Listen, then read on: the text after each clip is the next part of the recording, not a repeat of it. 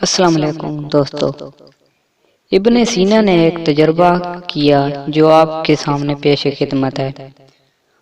انہوں نے دو بکریوں کے میمنے الگ الگ پنجرے میں رکھے۔ دونوں میمنے ایک ہی عمر وزن نسل کے تھے اور دونوں کو ایک ہی قسم کا چارہ کھلایا گیا۔ دونوں کا ایک ہی طرح خیال رکھا گیا، یعنی تمام حالات برابر رکھے۔ پھر میمنوں کے پنجروں کی ایک طرف ایک اور پنجرہ رکھا اور اس پنجرے میں ایک بھیڑیا رکھا۔ ان میمنوں میں سے صرف ایک میمنہ اس بھیڑیے کو دیکھ سکتا تھا۔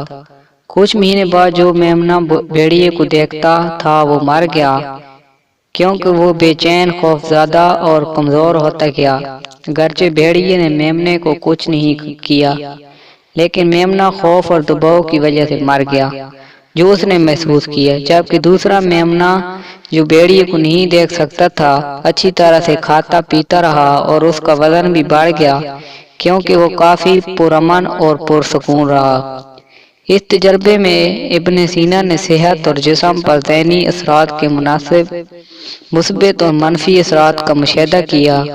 غیر ضروری خوف، فکر اور تناؤ انسانی جسم کو نقصان پہنچاتے ہیں۔